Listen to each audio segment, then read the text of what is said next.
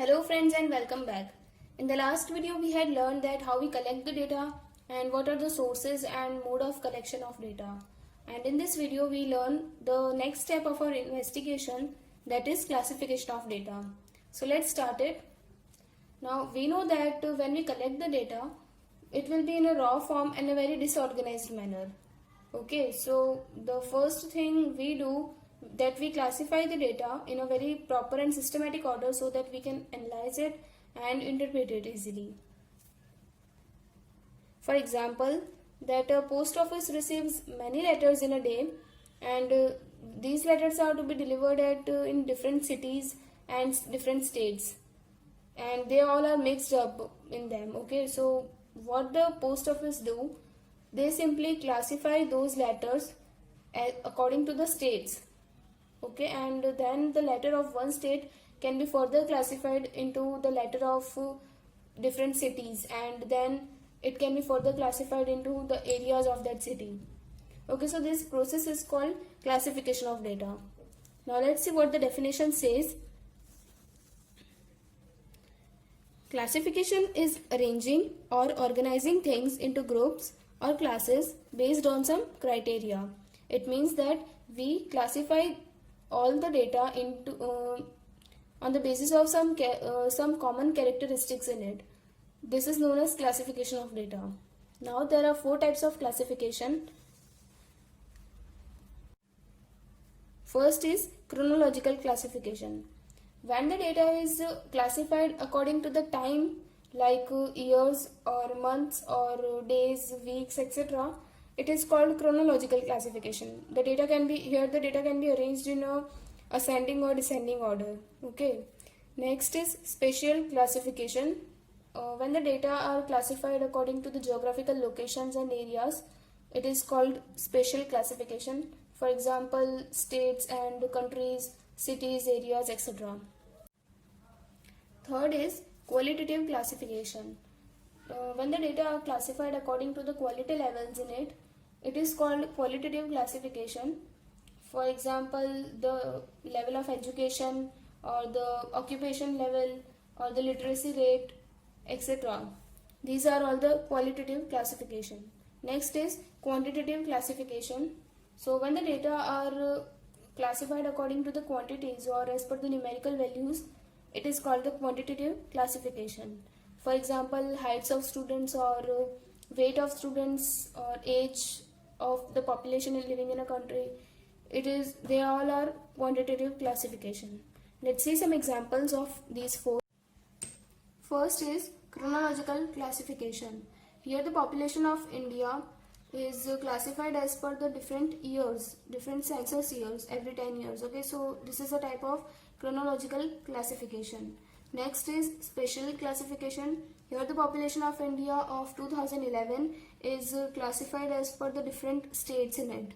Okay, so this data is classified as per the geographical location, so it is a type of spatial classification. Next is qualitative classification. Here the quality of being literate or illiterate is taken. So it tells that in 2011, 82.1% males were literate and 17.9% males were illiterate, and 65.5% females were literate and 34.5% females were illiterate. Okay, so this is a type of qualitative classification. Next is quantitative classification. Here the population of India of 2011 is classified as per the age groups, and this age groups can be measured in years, so it is a quantitative classification. It tells that 29.5% population belongs to the age group of 0 to 14 years, and 62.5% belongs to the 15 to 59 years, and 8% population belongs to the age group of 60 and above that. So these are all the classification of data. Now moving to our next topic, what are variables? We already know that what are variables.